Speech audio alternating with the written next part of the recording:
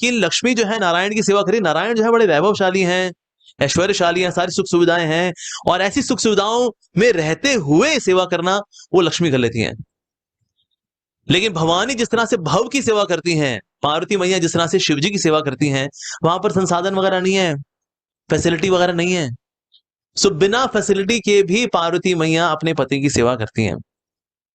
उसी प्रकार से पत्नी को भी जैसी परिस्थिति हो उसको स्वीकार करते हुए पति की सेवा करनी चाहिए।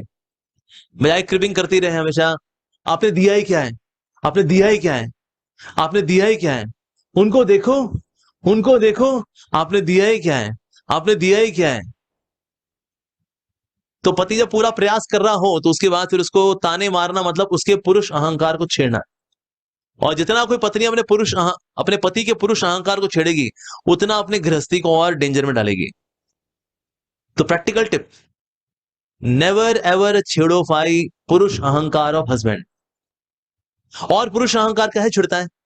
पब्लिक में अपने पति को करेक्ट करना, नहीं जी नहीं ये गलत बता रहे हैं, आपको कुछ याद नहीं रहता है, पागल हो चुके आप। असल में हुआ क्या था, ये हुआ था असल में, क्या बोलते रहते हो आप बिना। इससे पुरुष अहंकार हर्ट होता है। ऐसे देखिए, पुरुष अहंकार तो वैसे स्त्री में भी है पुरुष में भी है, लेकिन पुरुषों में थोड़ा ज्यादा होता है। इसलिए कथाओं में आप देखो, कथाओं में माताएं ज्यादा आती हैं, किसी भी कथा में कभी होगा ना, माताओं की परसेंटेज ज्यादा होती है, क्योंकि माताओं में अहंकार कम होता है, होता तो उनमें भी है लेकिन कम होता है। पुरुष होते हैं दे आर मोर जजमेंटल, कहते पता नहीं ये स्वामी जी कौन आए हैं, ये धंधा है और कुछ नहीं है, कथा वथा क्या होती है, वही कहानियां लिखी यहाँ वहां की कुछ ही पढ़ देते हैं, संसार को उल्लू बना रहे हैं और क्या नहीं। तो इसलिए पुरुष लोग कथाओं में कम आते हैं, स्त्रियां ज्यादा आती हैं, लेकिन पुरुष अहंकार तो दोनों में होता है। तो इसलिए पति पत्नी के बीच में चाहिए कभी भी एक दूसरे के पुरुष अहंकार को ना छेड़ें।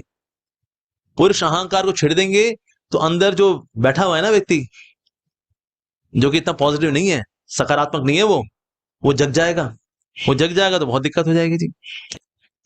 और दूसरे का हित करने की भावना, पति और पत्नी में एक दूसरे की हित करने की भावना होनी चाहिए, हिट करने की भावना नहीं होनी चाहिए, हित करने की भावना, एक दूसरे का हित सोचना चाहिए।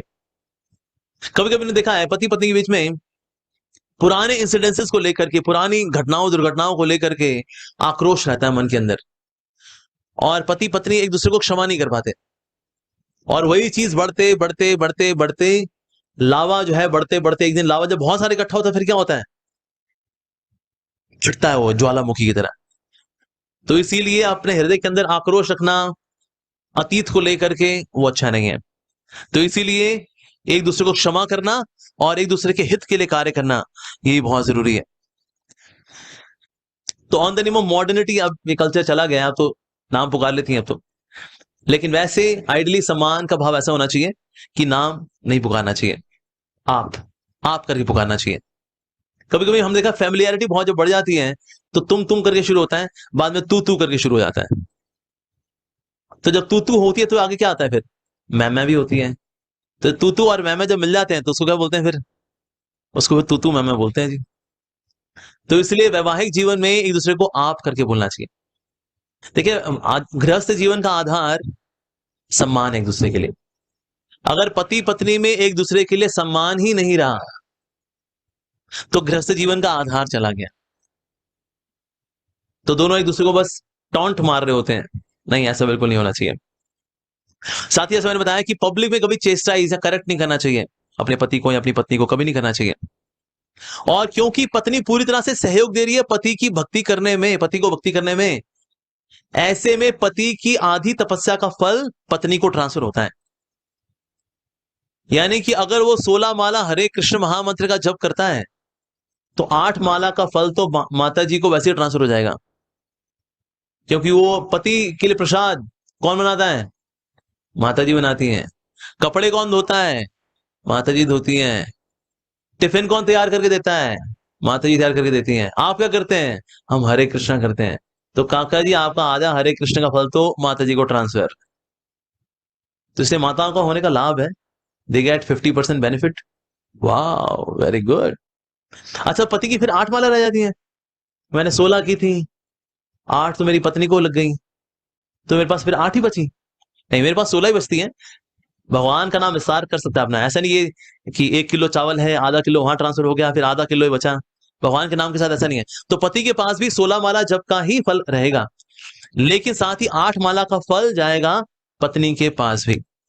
तो इसलिए पत्नी की हमने देखा स्पिरिचुअल एडवांसमेंट ज्यादा फास्ट हो जाती है, क्योंकि दोनों 16 माला कर रहे हैं हरे कृष्ण महामंत्र का।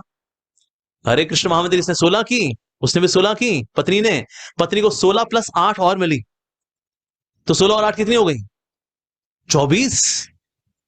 तो पत्नी को फल मिल रहा है 24 माला हरे कृष्ण महामंत्र करने का, पति को फल मिल रहा है 16 माला का। तो ज्यादा तेजी से कौन आगे बढ़ेगा, 16 वाला 24 वाला?